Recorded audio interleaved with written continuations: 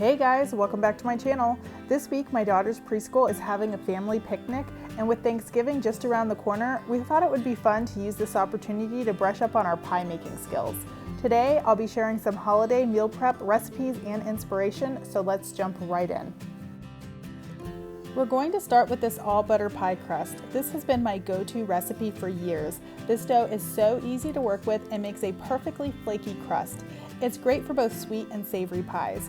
I'm using it here for breakfast with these egg and cheese quiche.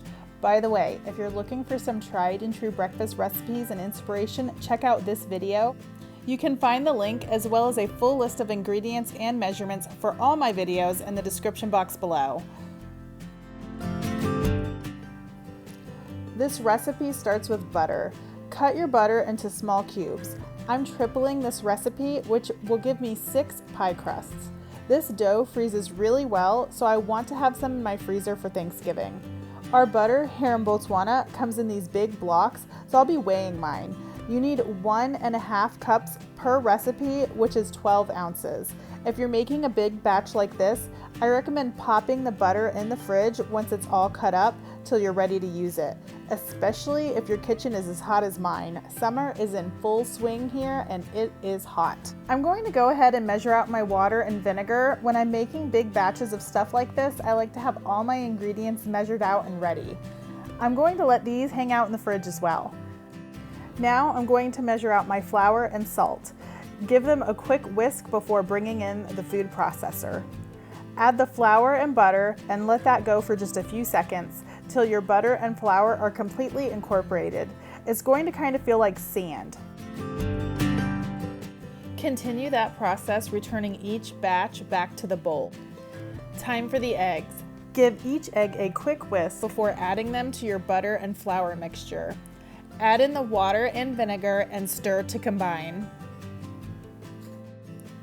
When the dough begins to form, turn it out onto the counter and gently work it with your hands. Form it into a ball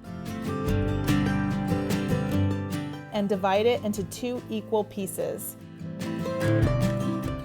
Shape each piece into a round disc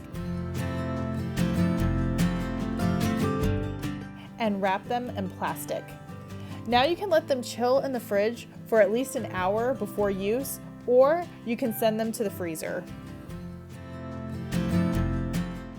When you're ready for pies, let your dough sit on the counter till it's pliable. You want it to be cool to the touch. Don't let it reach room temperature.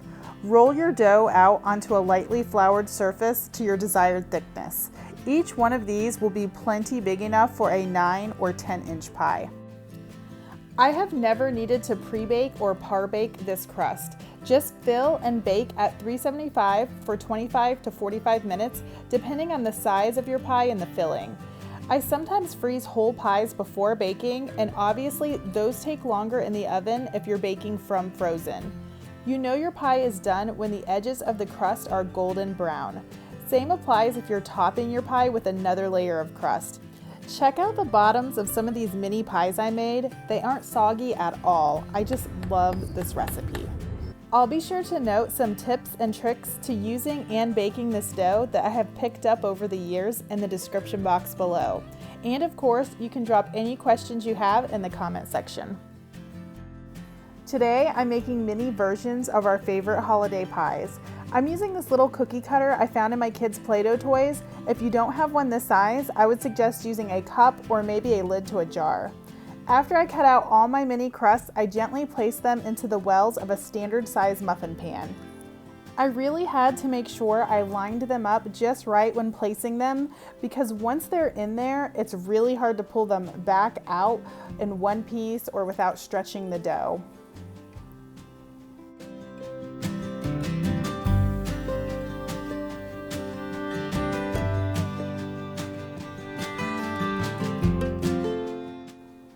Here you can see I'm gently pressing, almost tapping the dough into place.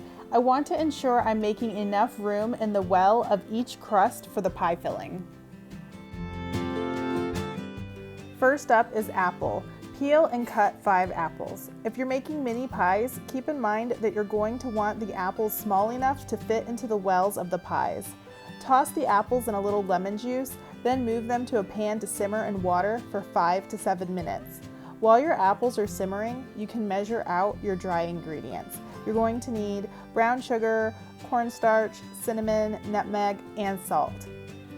Add all that to your apples and continue to cook for an additional 3 to 5 minutes depending on the size of your apples. Smaller apple pieces are going to cook up faster. Fill your pies with the filling and bake till golden brown.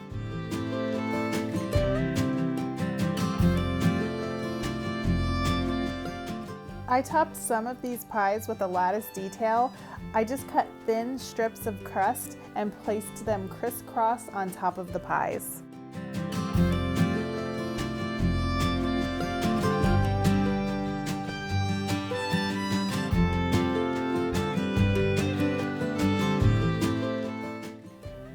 I love how these turned out. Now for pecan. I'm going to start by toasting my pecans for a few minutes in the oven. I feel like this really brings out the flavor. To a pan, add butter, brown sugar, and maple syrup. Bring this mixture to a low simmer till bubbles are forming around the outside of the pan. Pour the mixture into a mixing bowl to cool for at least 20 minutes before adding in those eggs. This is an important step. If your mixture is too hot, it's going to cook those eggs. Add the salt and vanilla extract if you're using it. Whisk everything together. Now I'm going to chop my pecans. Because these are mini pies I'm making, I'll be chopping these a bit smaller than I usually would for a traditional 9-inch pie. You're going to need 2 cups of chopped pecans. Add those in and give it a stir before filling your crust.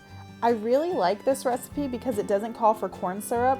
The maple syrup gives this pie great color with added flavor and sweetness. It wouldn't be Thanksgiving without pumpkin pie. I had some leftover pumpkin puree in my freezer from my Flavors of Fall video. If you're looking for a homemade pumpkin spice or some pumpkin spice recipes and inspiration, check out this video. I'll link it below. This pie is so easy to throw together. Simply add all your ingredients to a bowl and whisk it up before filling your pie crusts.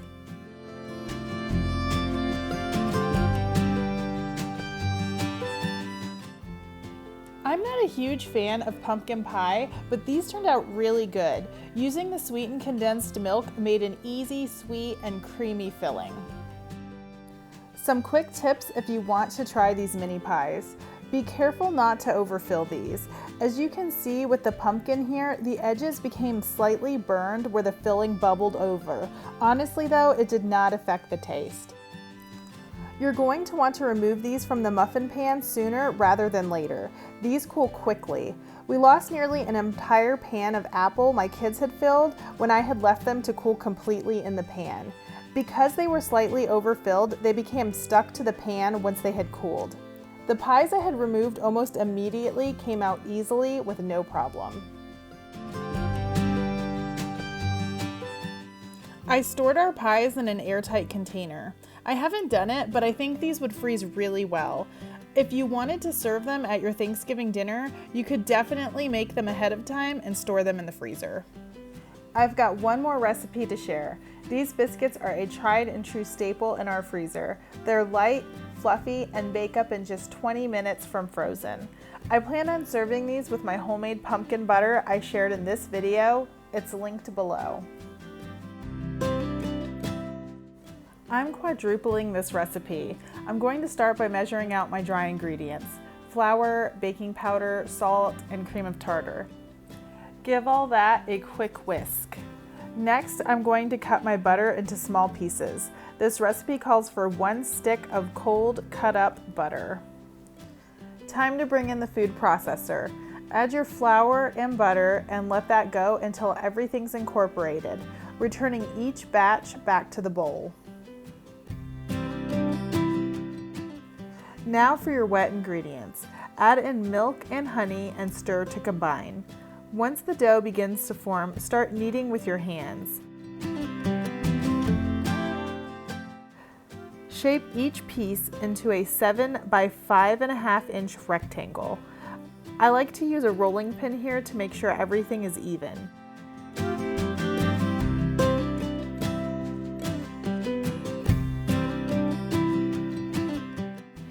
Each one of these rectangles is going to give you 6 good-sized biscuits. Now it's time to freeze them. I'm using a kind of home version of flash freezing. Lay your biscuits on a parchment-lined cookie sheet or cooling rack. You want to give them as much space as possible. My freezer is pretty small, so this is the best I can do. Place them directly in the freezer, layering another sheet of parchment paper on top. Because the dough is raw, placing these in a single layer is recommended. However, with space being an issue for me, I'm going to strategically place a few more on top. Once the biscuits are completely frozen, I transfer them to freezer bags. These biscuits will be fine to hang out in the freezer for up to 3 months. I love having these on hand. They are great to serve guests that may pop over for tea. I've used them in breakfast casseroles, and they're an inexpensive and delicious way to bulk up a meal if you need to.